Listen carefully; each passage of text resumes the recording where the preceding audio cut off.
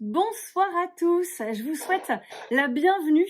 Nous sommes très heureux de vous retrouver ce soir pour un superbe échange autour de la rencontre de la physique quantique et de la médecine intégrative. Et nous avons l'immense honneur pour traiter de ce sujet ce soir, de recevoir deux auteurs de renom, deux personnalités de renom sur ces thématiques-là, le docteur Béatrice Milbert et Philippe Bobola. Alors, docteur Béatrice Milbert, vous êtes médecin spécialisé en acupuncture, en homéopathie, en phytothérapie, en électrosensibilité, en médecine quantique. Vous êtes la présidente et fondatrice de la fondation IRIM, qui est un centre de recherche en médecine intégrative. Vous êtes également fondatrice de l'Académie libre des médecines intégratives à Genève et du centre pilote de recherche en thérapie quantique et intégrative à Genève également. Philippe Bobola, vous êtes physicien, biologiste, anthropologue, psychanalyste.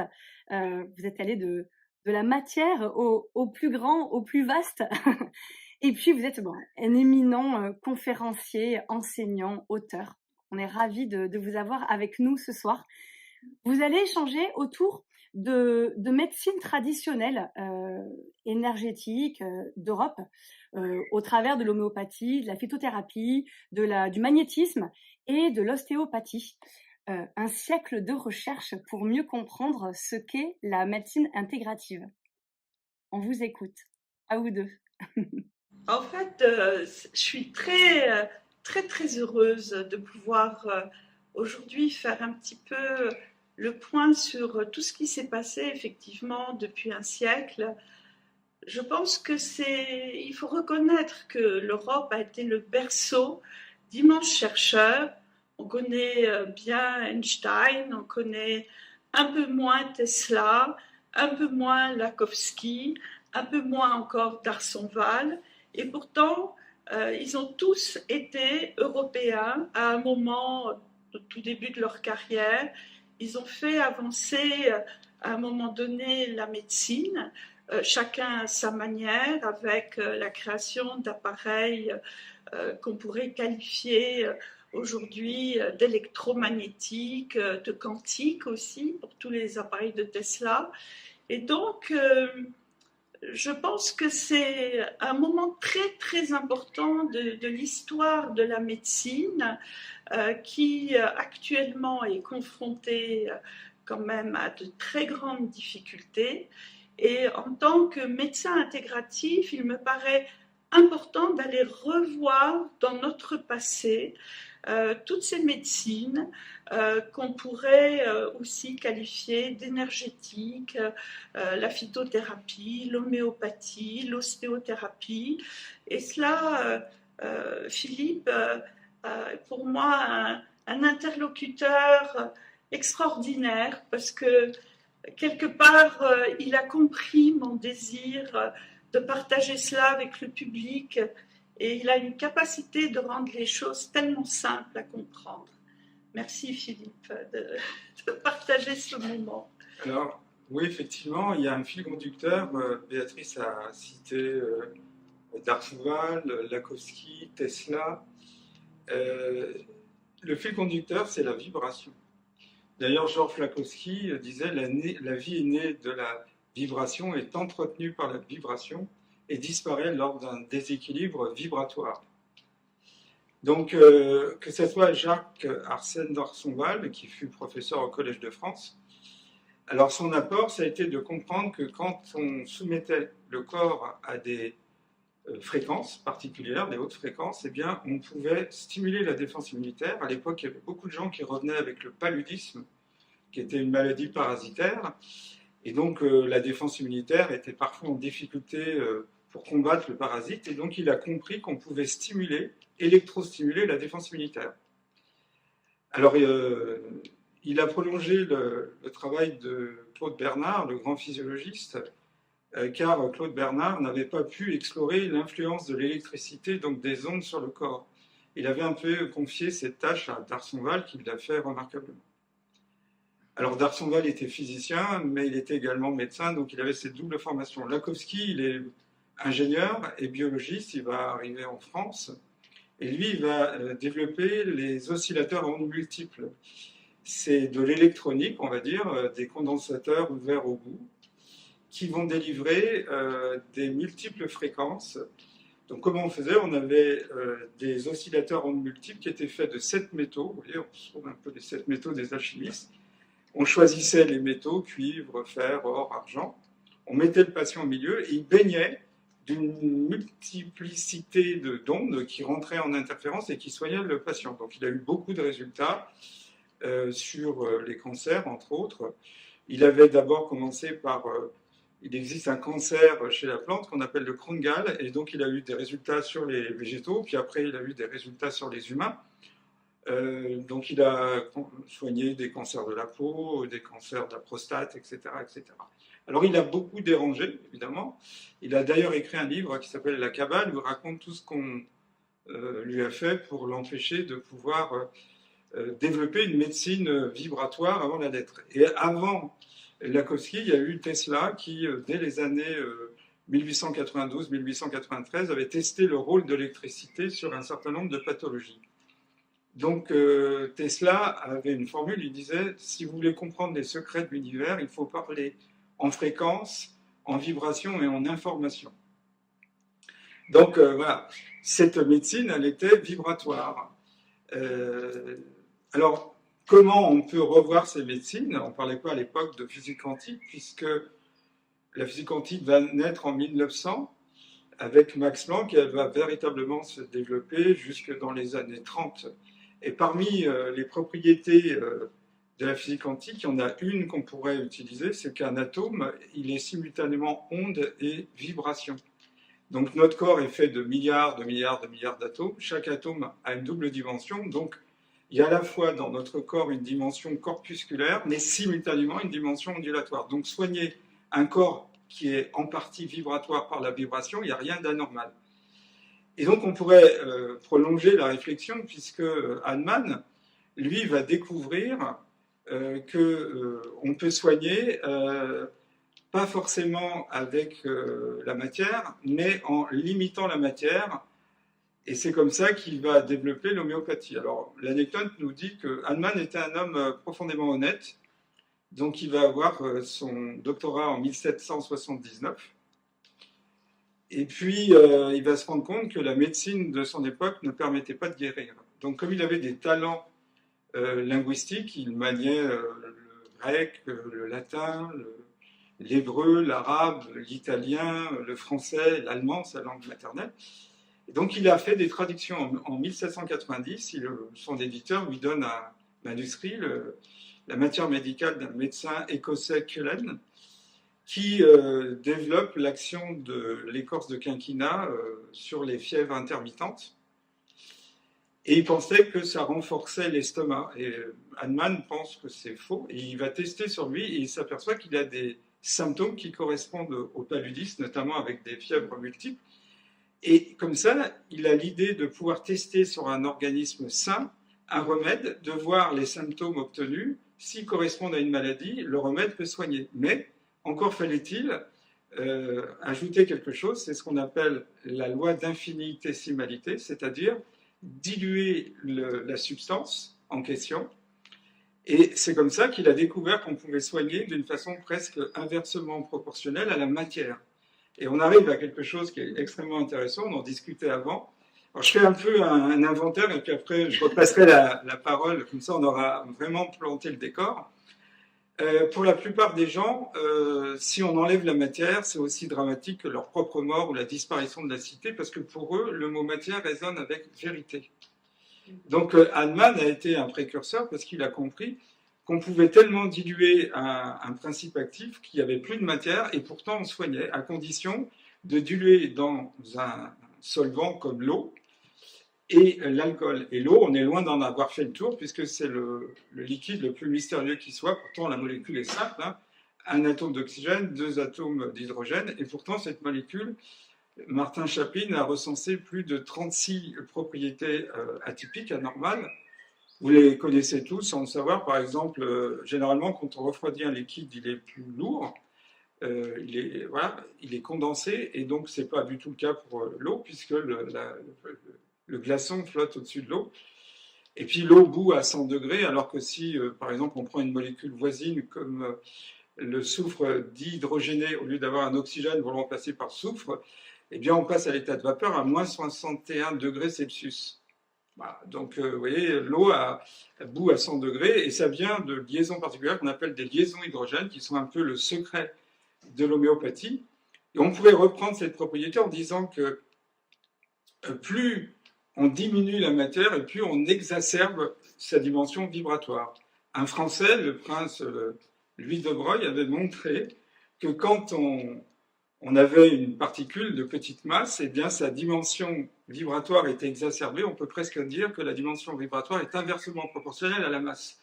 Donc en faisant une analogie qui peut paraître grossière, on pourrait dire qu'on raréfie la matière, mais on exacerbe la dimension vibratoire. Et une dernière chose, comme ça on aura planté le décor des médecines alternatives, c'est que on a cette idée qui date de Virchow de 1858 que la vie c'est la cellule ou un groupe de cellules organisées en tissus qui eux-mêmes font des organes. C'est faux parce que la vie, elle intègre aussi le tissu conjonctif. Donc Alfred Pischinger, qui était un physiologiste d'origine autrichienne, a fait un travail remarquable sur ce qu'on appelle le tissu conjonctif, c'est le milieu sur lequel reposent les cellules. Il a montré que la cellule est une attraction morphologique, elle n'a pas de sens indépendamment du milieu vital cellulaire. Et donc, c'est la piste de distribution de l'information. Et si on intègre ce tissu conjonctif, c'est le plus grand organe, d'ailleurs on considère que c'est un néo-organe.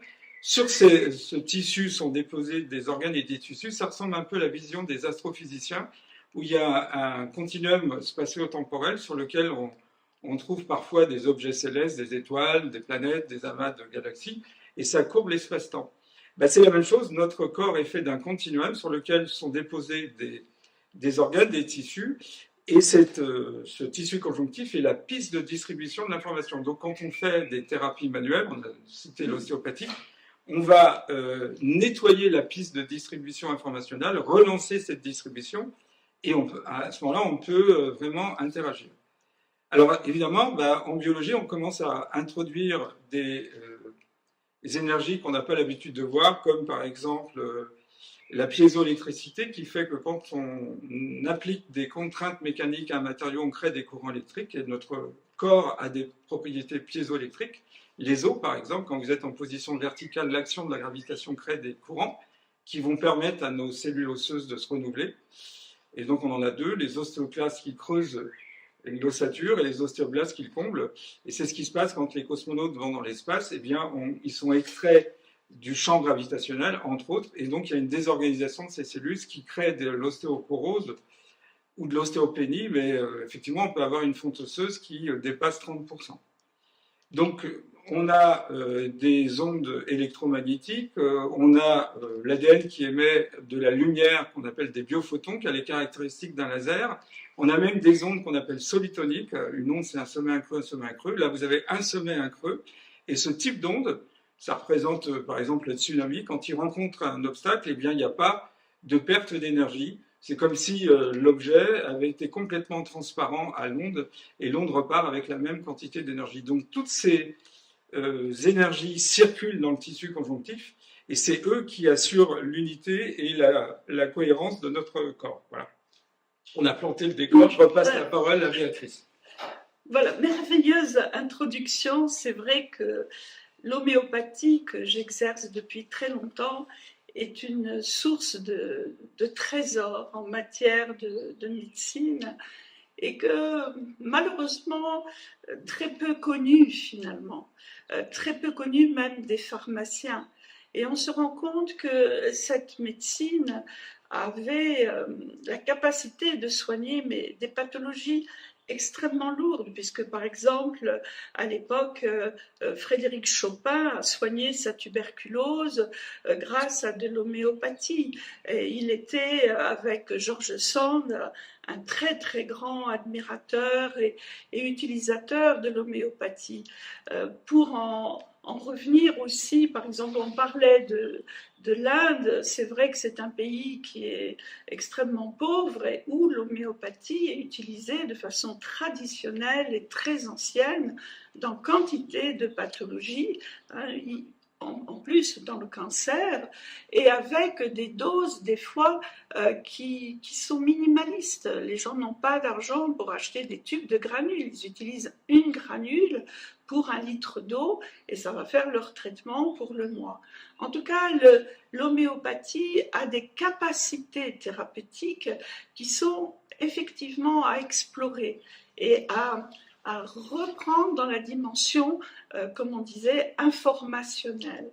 C'est-à-dire que nous pouvons voir le corps humain comme étant matière, comme disait très justement Philippe tout à l'heure, mais nous pouvons le voir sous la forme énergie, vibratoire. Et à ce moment-là, nous sommes face à cette situation où nous avons pensé que la matière chimique était adaptée à traiter notre corps et nous sommes confrontés souvent à d'énormes problèmes de toxicologie, de surdosage. Énormément de gens font des effets secondaires graves et c'est effectivement ce qui a fait que Hahnemann, qui était toxicologue à son époque, s'est dit si des traitements aussi agressifs peuvent apporter quand même des éléments de soulagement, peut-être qu'en prenant de toutes petites quantités, nous arriverons à un résultat aussi positif sans créer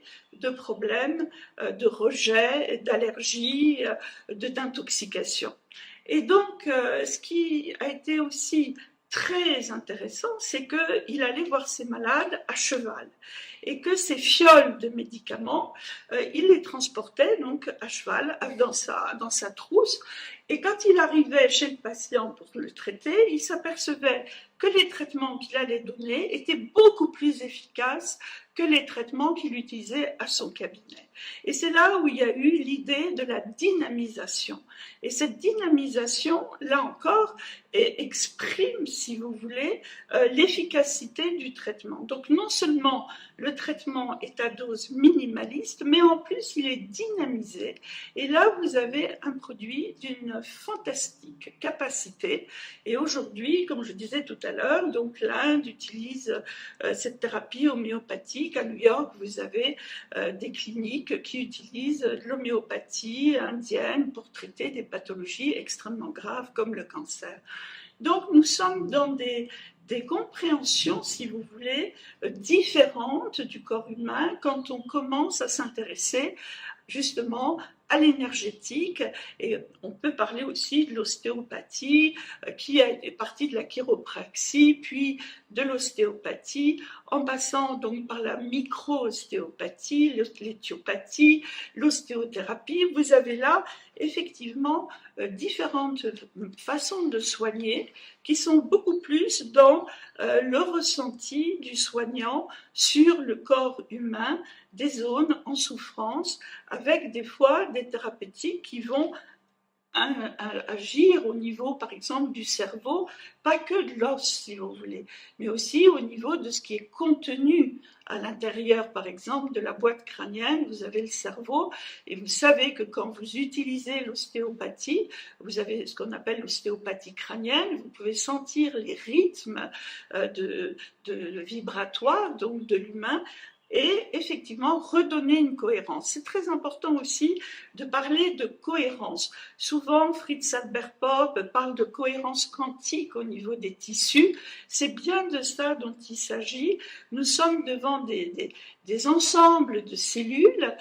Nous, on imagine toujours que les cellules ont quelque part une action parce qu'elles sont dans un tissu, mais les Russes comme Vladislav Kristoforov, que j'ai eu l'honneur de rencontrer dans son laboratoire à Moscou, qui est quand même celui qui a mis au point tous les appareils quantiques qui ont été utilisés dans les Soyouz dans l'espace, me disait que finalement, chaque cellule a son caractère, chaque cellule a sa capacité je dirais, d'être en cohérence ou pas en cohérence avec les autres cellules du même tissu. Et donc, cela est extrêmement intéressant parce que on a l'impression d'être, à travers toutes ces approches, devant ce que j'appelle un monde énergétique qui, quelque part, a échappé à notre médecine. Mae-Wan Oh que j'aimais beaucoup, qui a écrit un livre qui s'appelle The Rainbow and the Worm, parlait du quantum jazz of life. Elle disait toujours, quand vous regardez un tissu mort au microscope, ben, il est mort. Mais si vous regardez un tissu vivant au microscope à fond noir, par exemple, elle disait, mais il y a une vitalité, il y a des sons, il y a des couleurs. Le vivant, la matière vivante est une matière qu'on va découvrir, si vous voulez, à travers toutes ces notions de physique quantique appliquées à la biologie et à la médecine. En tout cas, on est certainement au seuil d'une remise en question, finalement, de notre façon de voir le corps humain, de le soigner, d'apporter finalement ce qui est vraiment juste. Parce que jusqu'à présent, moi, pour ma part, j'ai l'impression que la médecine s'est éloignée finalement de ce qu'est l'humain. Voilà. Alors, la vie, c'est de la matière, c'est de l'énergie, mais c'est aussi de l'information. Alors, c'est comment on définit l'information? Alors, Norbert Wiener, qui est le père de la cybernétique. La cybernétique, c'est la science de régulation des machines vivantes ou inertes, définissait ainsi l'information. L'information n'est ni masse ni énergie, mais néanmoins, elle a besoin de cette masse et de cette énergie pour être véhiculée. Donc, l'information est véhiculée par la masse et l'énergie. C'est un petit peu comme le panneau sens interdit, c'est de la ferraille.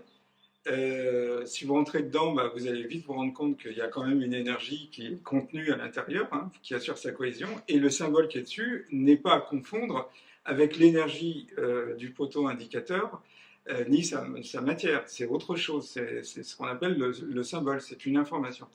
Alors le fait d'avoir cette idée d'une information qui est véhiculée par la matière et l'énergie, bah, on comprend que quand la médecine s'est développée, elle s'est développée à partir de cadavres. On a étudié la vie par la mort. Donc évidemment, on a obtenu une vision des vivants qui est une vision inerte.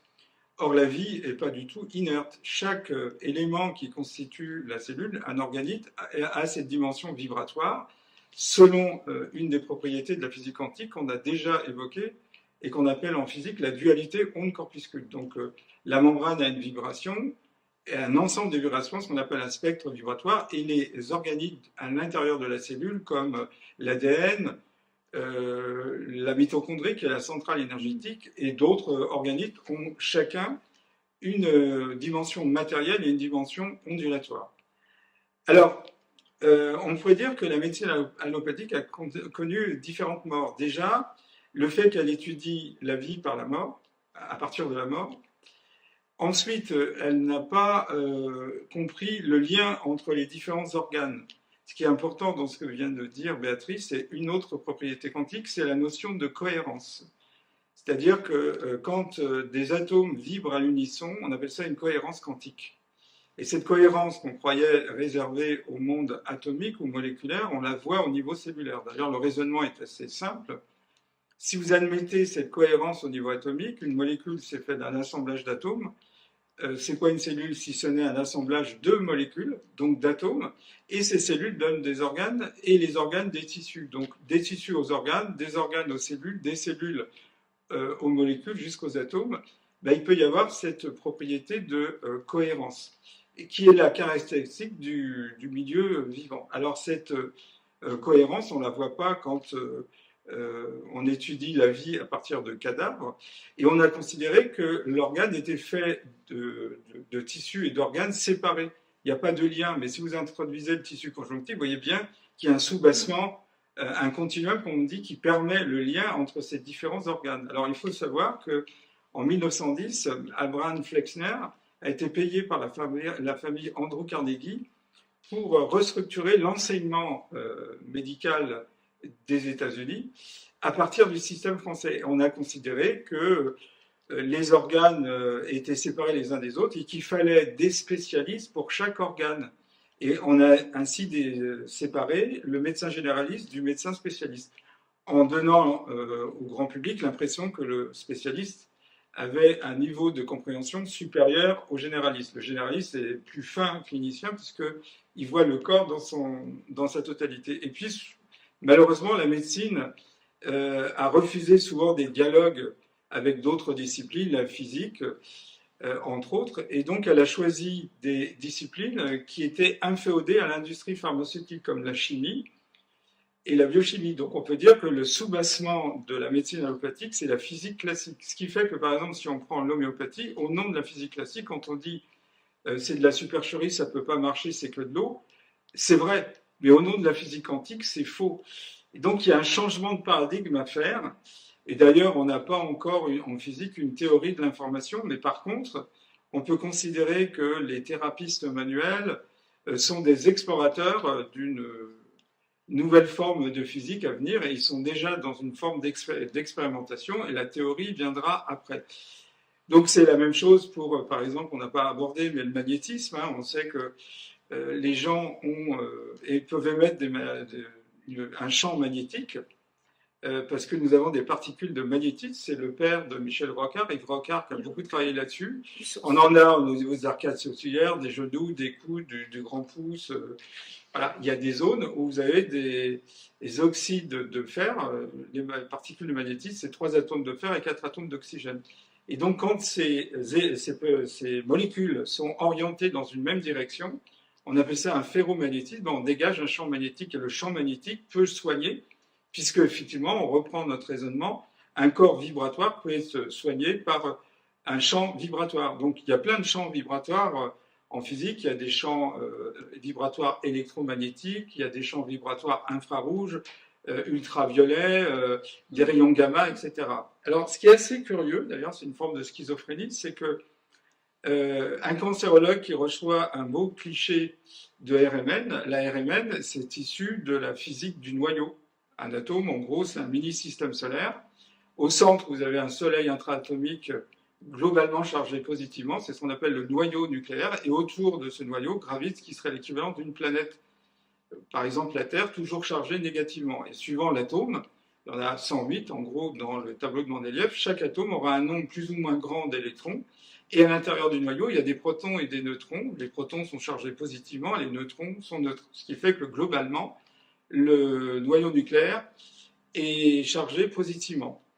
Eh bien, la RMN, résonance magnétique nucléaire, est issue de la recherche de la physique quantique sur le noyau. On s'est rendu compte que quand on avait des champs magnétiques importants, plusieurs Gauss, eh bien, on pouvait orienter les éléments du noyau, on appelle ça des moments magnétiques, et on arrivait à avoir des signaux. Or, si vous voulez, entre le cliché de RMN qui est issu de la physique du XXe siècle, la physique du noyau en mécanique quantique, ce qu'on appelle la chromodynamique quantique, et puis les stratégies thérapeutiques, on a l'impression qu'en quelques secondes, le cancérologue, quand il a fini de regarder où se trouve la tumeur, il régresse d'un siècle, tout redevient de la physique classique. Donc on ne peut agir sur la tumeur qu'en la détruisant, soit par la chimiothérapie, soit par la radiothérapie, soit en l'enlevant par exérèse chirurgicale. Donc c'est un changement de paradigme qu'il faut faire, et que toutes ces médecines qui sont considérées comme des patamédecines, des médecines fantaisistes, ils sont vus par le paradigme de la physique classique et non par le paradigme de la physique quantique, et encore moins par le paradigme de la future théorie informationnelle. Donc c'est ça qui nous intéresse avec Béatrice, c'est de participer à ce changement de paradigme qui rendra ces médecines complémentaires de la médecine allopathique. La médecine allopathique, son pôle d'excellence, c'est d'agir dans l'urgence. Vous avez l'artère carotidienne qui est sectionnée, c'est la chirurgie qui vous sauvera. Mais après, le problème, c'est gérer le terrain. Et le terrain n'existe pas en médecine allopathique. Les cellules sont supposées reposer sur rien. Or, pour arriver à avoir des résultats durables dans le temps, il faut agir sur le terrain. Par exemple, un terrain, quand il n'est pas travaillé, il est fertile pour les mauvaises herbes. C'est la même chose pour notre corps.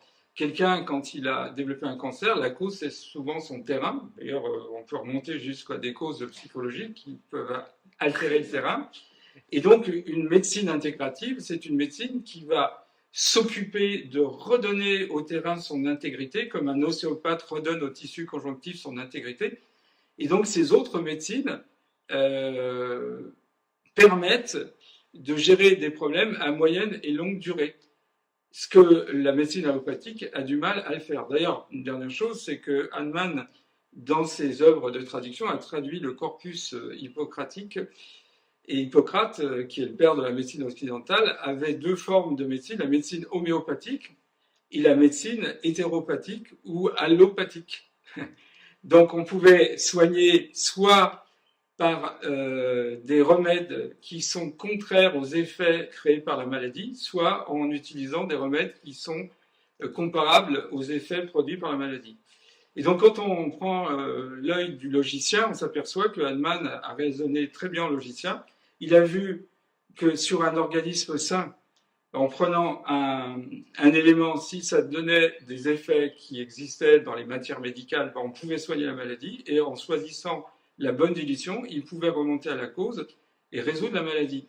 Donc évidemment, ça paraît contraire à notre monde qui s'est enferré dans l'hypermatérialisme parce qu'il soigne avec pas de matière, mais de l'information imprégnée dans l'eau. Alors après, on pourrait parler, mais je pense que ça nous amènerait un peu loin sur les modèles homéopathiques qui existent, mais sachez qu'il existe des modèles homéopathiques qui sont basés sur la théorie quantique des champs. Je crois qu'il y a un problème de niveau entre ce que les médecins qui ont l'intelligence pour le faire, mais mal formés, n'ont pas reçu comme formation. Donc, depuis Lavoisier, on pense qu'on a trouvé le secret de la molécule d'eau quand on a compris qu'elle était faite d'un atome d'oxygène et de 2 atomes d'hydrogène. Or, ce liquide donne chaque jour des propriétés atypiques. J'en ai cité quelques-unes, mais on est loin d'avoir fait le tour de la molécule d'eau. D'ailleurs, ce n'est pas par hasard. Si l'eau est aussi présente dans le vivant, on peut dire que la biologie, c'est la science de l'eau. Donc, balayer l'eau en tant que liquide connu et archi-connu, c'est faux. Il y a plein de choses qu'on ne connaît pas sur l'eau. Merci Philippe. C'est fondamental tout ce que vous avez rappelé là. Et c'est vrai que l'homéopathie est certainement la médecine qui va faire avancer le plus cette compréhension de l'humain vibratoire. Et c'est vrai que Hahnemann, j'ai adoré toute son œuvre. Il a écrit effectivement l'Organon ou l'Art de guérir. C'était en 1810. Mais en 1836, il a écrit un autre livre qui s'appelle Le Traité des maladies chroniques et qui était vraiment un livre complètement pionnier, parce que c'est vrai que même par rapport à la maladie de Lyme, aujourd'hui, je m'en inspire. Effectivement, lui insistait beaucoup sur le fait que le terrain qui donnait ces pathologies chroniques très graves au niveau infectieux, et à l'époque il parlait de la syphilis, étaient effectivement des terrains qu'il fallait absolument nettoyer au niveau parasitaire et candidosique.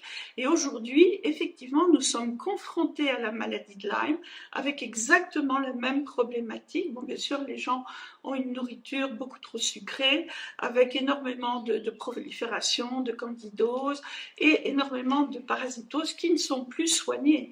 On ne soigne plus les oxyures, les ascaris, on ne s'occupe plus du tout du terrain du patient. Et c'est vrai que ces terrains, où Clark, pareil, on parle par rapport aux problèmes de cancer, par rapport aux problèmes de sida, par rapport aux problèmes de quantité de pathologies.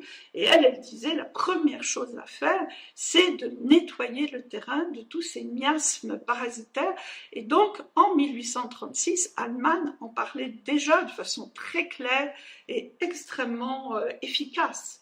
Donc, moi je pense qu'il y a tellement de choses à dire, et c'est vrai que l'eau est un des éléments constitutifs de la cellule absolument essentielle, et ça c'est le professeur Gérald Pollack qui parle aussi donc de la structure de l'eau dans nos cellules qui n'est absolument pas la même que celle de l'eau du robinet. Effectivement, ces molécules d'eau, ces petites molécules d'eau ont des capacités de s'agencer à l'intérieur de nos cellules, et quand il parle de l'exclusive zone water, qui est effectivement une zone qui se trouve juste sous la membrane cellulaire et qui a donc une cohérence quantique tout à fait particulière, donc on peut considérer que ces domaines quantiques stockent l'information, ont la capacité bien sûr de la capter et aussi de la redonner, mais ont aussi une capacité d'être en lien avec l'environnement, et en particulier avec la lumière solaire, avec la lumière infrarouge, et c'est des zones qui sont extrêmement sensibles à la qualité des aliments que nous mangeons, c'est-à-dire les légumes, tout ce qui est jus de légumes, l'eau de coco par exemple, le curcuma, c'est des zones qui vont effectivement avoir une possibilité d'expansion avec ce type de traitement, de lumière, ce type d'aliments, et qui vont donner une zone beaucoup plus puissante et qui est donc le reflet de l'état de santé de nos cellules. Donc là, nous plongeons effectivement dans des compréhensions qui sont, pour l'instant, qui ne sont pas dominantes. C'est-à-dire qu'au niveau de la médecine, on ne prend pas en compte du tout ces données qui, pour moi, quelque part, révolutionnent. Et quand je vois comment on traite les patients qui sont électro-hypersensibles, c'est-à-dire des gens qui ne supportent plus l'environnement électromagnétique, et ces gens électro-hypersensibles, on considère comme étant des cas psychiatriques, hein, énormément de patients ont été psychiatrisés, alors qu'ils ne le sont pas du tout, c'est juste des sentinelles environnementales qui ressentent l'environnement toxique dans lequel nous baignons. Et c'est vrai qu'en ville, c'est carrément insupportable. Beaucoup de mes patients sont obligés de quitter les villes. Et donc, on voit bien cette notion, elle n'est pas nouvelle, puisque Nikola Tesla, Georges Lakhovsky ont souffert d'électro-hypersensibilité. Et pour cause, ils travaillaient avec des appareils électromagnétiques qui étaient des fois difficiles à régler, et donc ils étaient quelque part exposés à des champs électromagnétiques beaucoup trop puissants pour leur corps humain. Et donc ça, on a des textes, on sait qu'ils ont eu ces problèmes et qu'ils s'en sont sortis soit en s'isolant complètement, comme Nikola Tesla, soit en allant à Évian, comme a fait Georges Lakhovsky, qui effectivement a été traité par l'eau, ce qui lui a fait un bien extraordinaire. Donc on voit les possibilités de thérapeutiques, si vous voulez, qui aujourd'hui, même par rapport à notre environnement, devraient s'adapter aussi à cette problématique. C'est vrai que les patients électro-hypersensibles, à part se protéger et se sauver hors des villes, il n'y a pas grand-chose. Voilà. Donc, on peut les aider effectivement avec les notions au niveau cellulaire, de stopper la captation des champs électromagnétiques. Ça, c'est possible, mais c'est une partie des possibilités thérapeutiques. Alors, on pourrait peut-être rappeler pour nos auditeurs que Gérald Pollack, c'est un biophysicien. Il a montré qu'il existe un quatrième état de l'eau qui vient s'ajouter à l'état solide, liquide et gazeux. Et ce quatrième état de l'eau vient du fait que quand on a de l'eau dans un récipient, les parois du récipient, qu'on appelle en physique l'interface, vont donner lieu à un phénomène qu'il a appelé la zone d'exclusion, c'est-à-dire tout ce qui n'est pas de l'eau est chassé.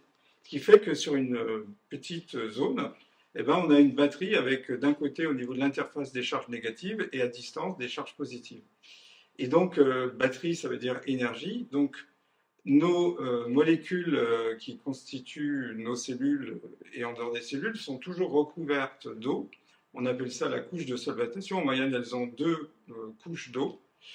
Et donc, ça constitue de l'interface. Et tout ça est rechargé par de la lumière infrarouge solaire pour redonner la polarité. Qu'est-ce que c'est une charge positive et une charge négative? C'est un champ électrique qui va de plus vers le moins. En plus, il y a une couche d'eau dans les membranes, et les membranes sont faites de 3 éléments, des phospholipides, qui sont des acides gras phosphorés, des protéines, et des lipides, qui sont des acides gras. Et donc, le voltage est très important, puisqu'il est de l'ordre de 100 millivolts sur 1 micromètre, ce qui fait quand même 100 000 volts par centimètre, 10 millions de volts par mètre, ce qui est énorme pour un électronicien. Et donc, les molécules d'eau vont avoir une configuration particulière qui vont exacerber leur batterie. Quand elles sont sur les parois d'un récipient, elles prennent une forme en nid d'abeille. Tout le monde sait ce que c'est un nid d'abeille, hein, avec des formes hexagonales. Dans la membrane, il y a encore des recherches à faire pour voir la structure qui est prise, puisque en plus d'avoir cette zone d'exclusion qui crée une batterie, il y a un champ qui est extrêmement puissant.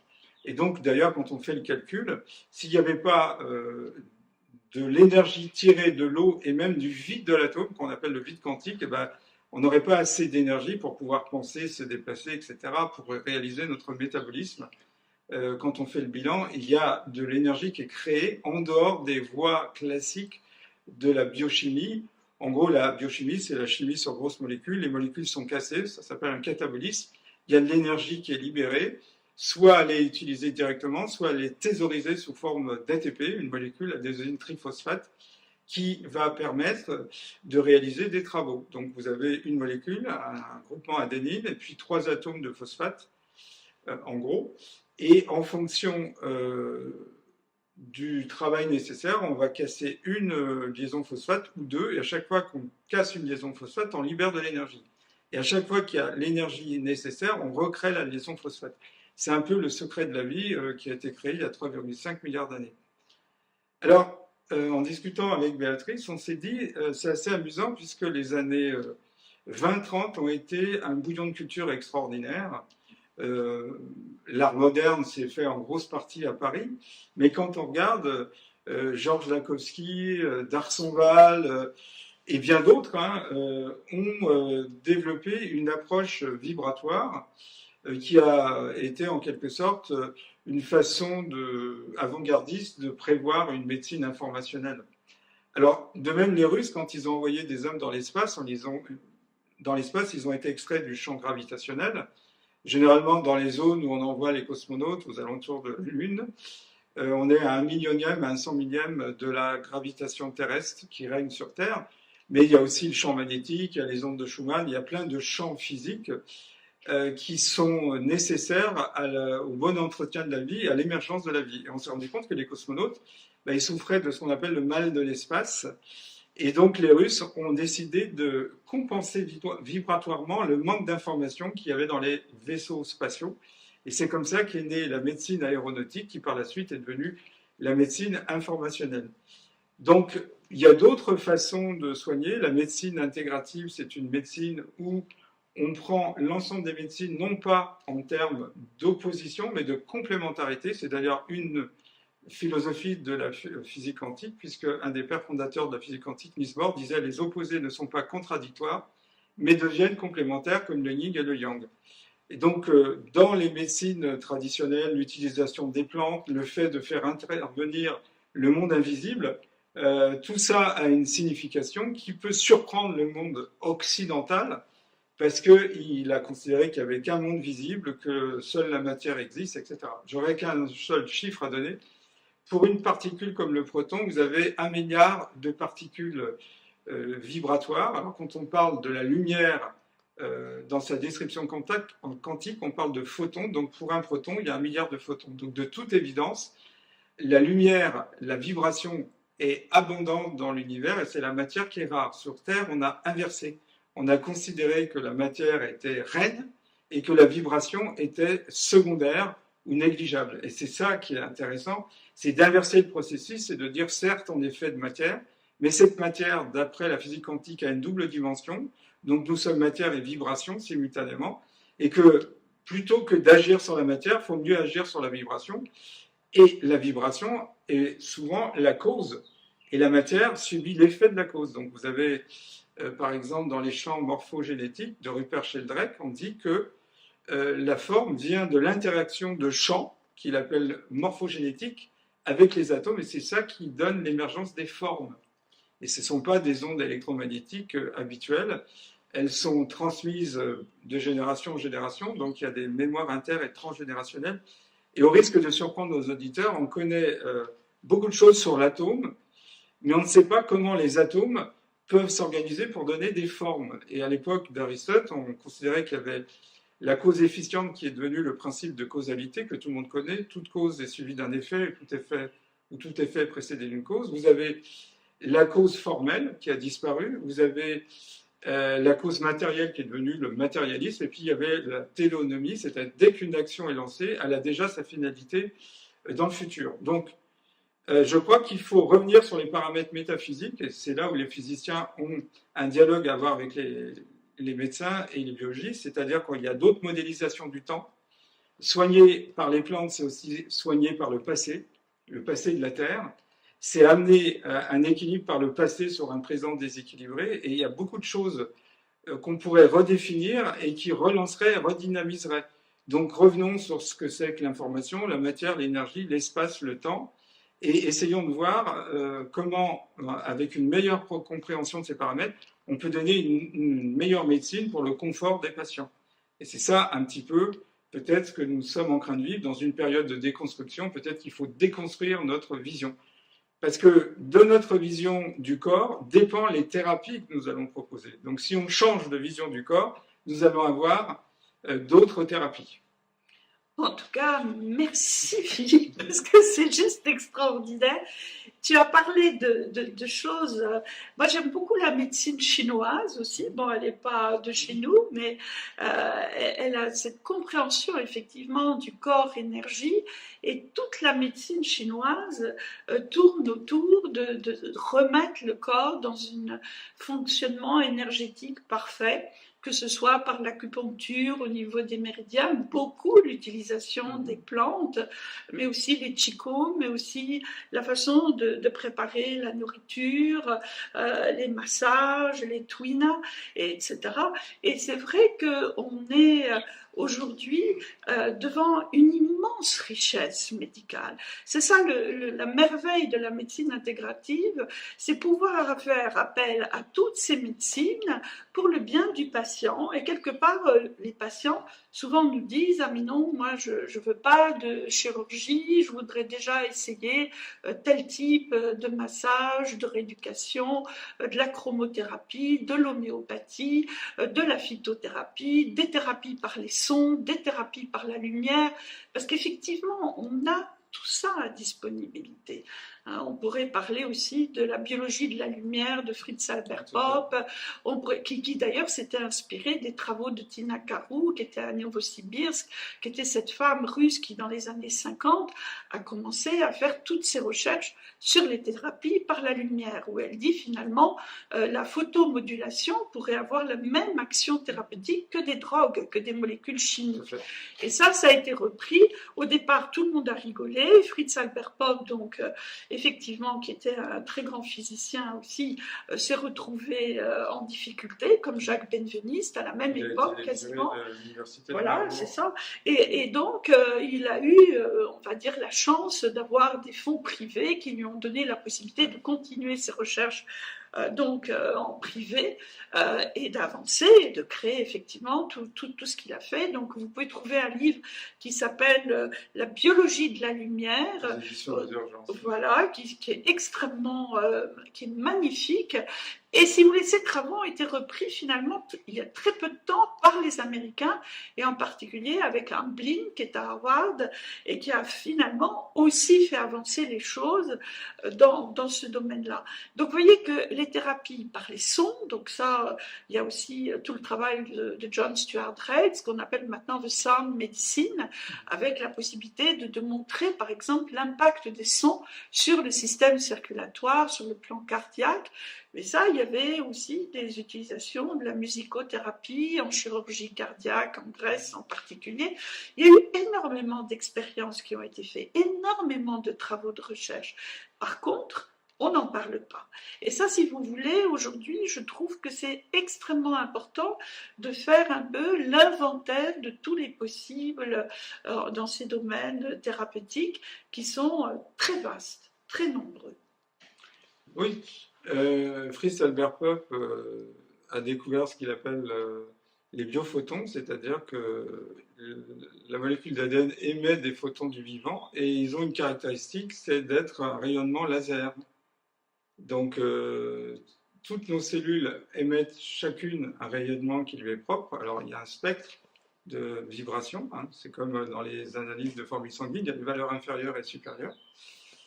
Et il s'est rendu compte que les êtres unicellulaires comme les bactéries ou les paramécies n'émettaient pas de biophotons, c'est propre aux cellules animales et végétales.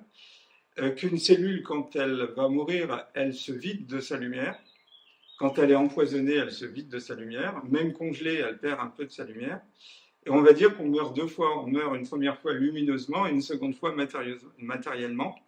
Et puis, ça émet un rayonnement laser. Alors, comme l'a dit à un moment donné Béatrice, Une cellule, quand elle est malade, elle perd la cohérence de son rayonnement laser. Tout le monde connaît ce que c'est un rayonnement laser. Si vous avez vu La Guerre des Étoiles, vous avez un rayonnement qui est sous forme d'un petit cylindre qui est unidirectionnel et qui délivre à grande distance une très grande énergie. J'en profite pour dire que quand on fait un combat au laser, ça ne fait pas de bruit. Mais bon, bref, ça c'est Hollywood. Et donc une cellule, quand elle est malade, elle perd la cohérence de son rayonnement. C'est presque une espèce de désordre lumineux. Et si le tissu est contaminé par ce désordre lumineux, ben, un tissu malade n'est plus en cohérence avec les tissus sains.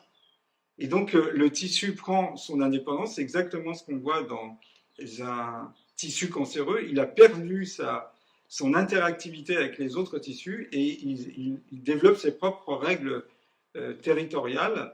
C'est comme ça que des cellules provenant d'un tissu cancéreux peuvent aller coloniser un tissu sain et ne plus respecter les règles territoriales qui sont propres au tissu. Les cellules d'un tissu ne vont pas aller visiter d'autres tissus. Donc que ce soit la chromothérapie, les thérapies par les infrarouges, etc. etc. Bon, on a déjà fait ça. Hein. Par exemple, les gens qu'à un moment donné, ça a été critiqué du psoriasis, on les soumettait aux UV. Voilà, on a essayé différentes choses. Donc, avant Fritz Elberpop, il y a un dénommé Alexander Gurvitch qui était embryologiste. Il s'était rendu compte que quand il mettait des radicelles de poireaux âgés en contact avec des radicelles de poireaux jeunes, eh bien, les radicelles de poireaux âgés accéléraient la maturation des radicelles de poireaux jeunes. Donc, ça veut dire qu'il y avait un rayonnement qui était émis, qu'il avait appelé mitogénétique, parce que ça stimulait la division cellulaire. Et donc, par la suite, on s'est rendu compte, c'est les travaux de Pop et ses collaborateurs. Donc, avant les États-Unis, il y a eu les Hollandais, où j'avais travaillé avec Van Roel, qui a beaucoup travaillé, mais il y a aussi les Chinois qui ont travaillé, etc. Donc, il y a plus de 20 millions de mesures en biophotons. Voilà, c'est depuis les années 70 que Fritz Elberpop travaille. Donc, il y a une grosse banque de données. Ce n'est pas simplement un travail qui a démarré et qui est embryonnaire. C'est un travail qui est assez colossal. Et donc, on peut, par exemple, détecter un début de sclérose en plaques par les biophotons émis par la peau. Donc, on a plein de marges de manœuvre qui permettraient de détecter les maladies avant qu'elles ne se manifestent cliniquement, avec évidemment une maladie qui est avancée et qui rend la gestion du problème plus difficile. Donc, toutes ces approches, finalement, en introduction, on l'a dit, c'est de prendre au sérieux la vibration, la lumière, l'information, et de voir comment un corps informationnel et vibratoire réagit à d'autres vibrations. C'est tout simplement l'idée de base. Et Georges Lakhovsky avait fait un petit quatrain, il disait « La vie a pour moteur la vibration, elle est entretenue par la radiation, et il concluait « Malheur à tous les équilibres oscillatoires, aussitôt la vie, il est intentatoire. » Donc, il avait bien compris, sa modélisation reste valable, il considérait que les cellules étaient des éléments vibrants, qu'une cellule malade vibre mal. La vibration va jusqu'au cosmos, puisqu'on n'est pas des systèmes isolés. Et donc, Émile Pinel, qui était un mathématicien qui s'est intéressé à la biologie, avait défini ainsi le terrain. Le terrain est l'ensemble des processus physiques, chimiques, physico-chimiques, biologiques, à quoi obéit la régulation de l'organisme, propriété fondamentale de la matière vivante. Il est soumis, quant à son comportement, au cosmos dans les cas normaux et au rythme biologique dans les cas pathologiques à évolution.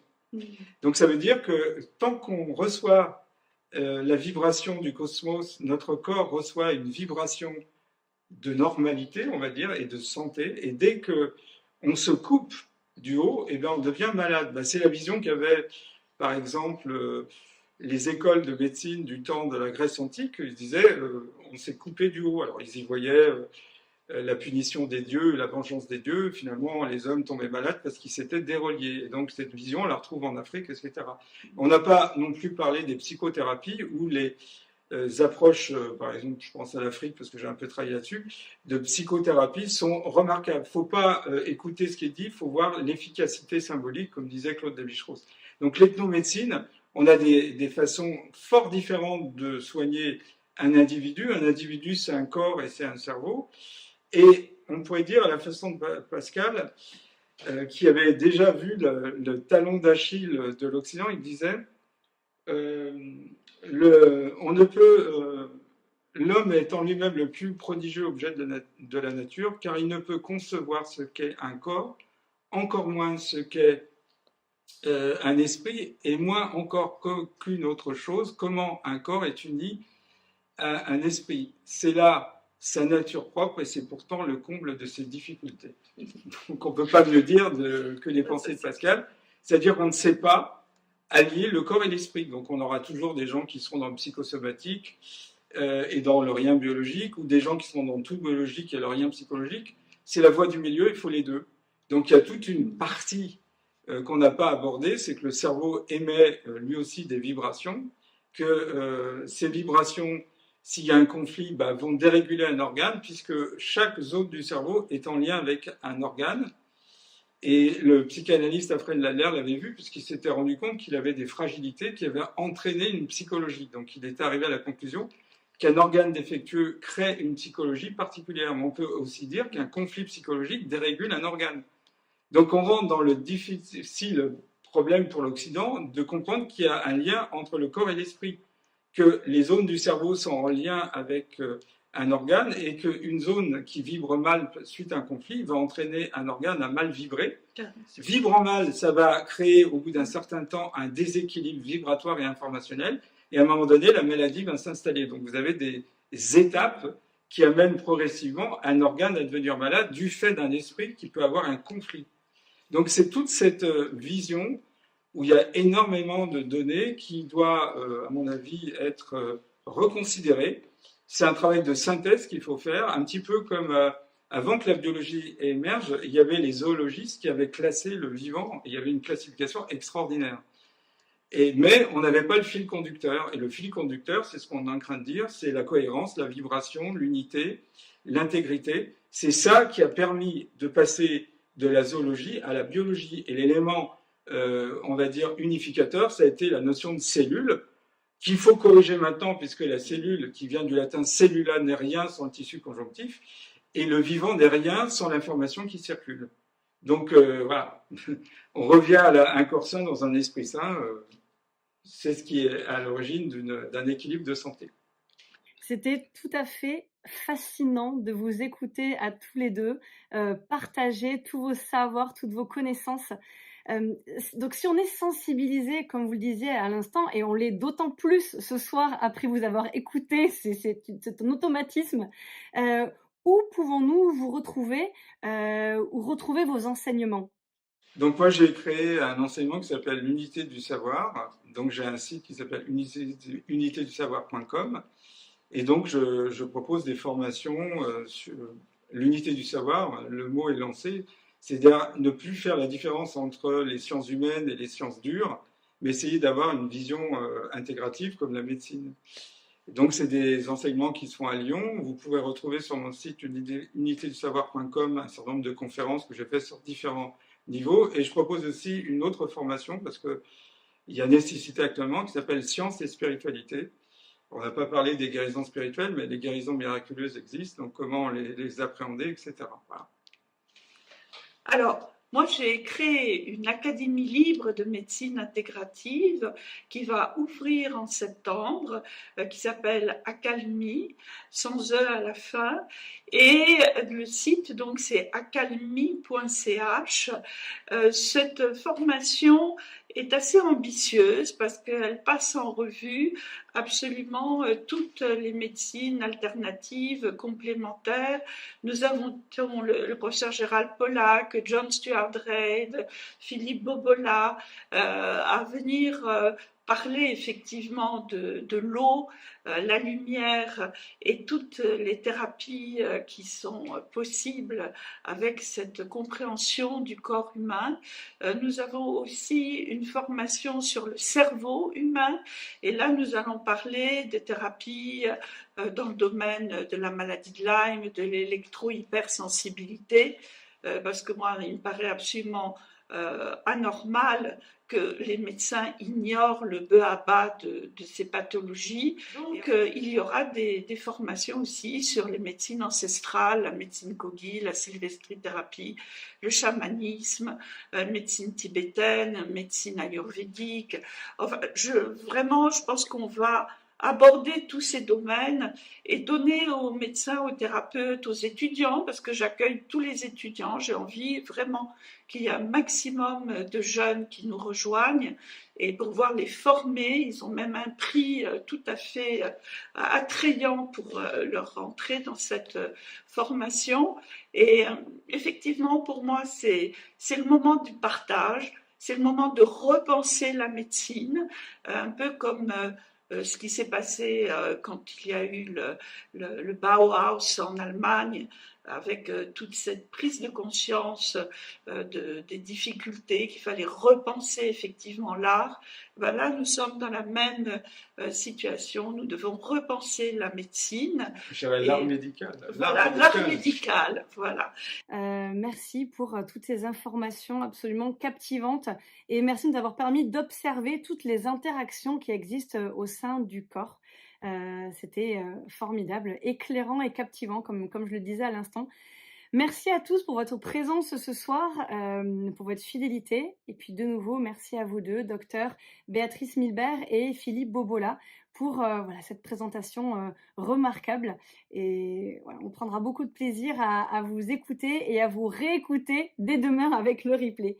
Très belle soirée à tous et puis au plaisir de vous retrouver très vite. Bye bye.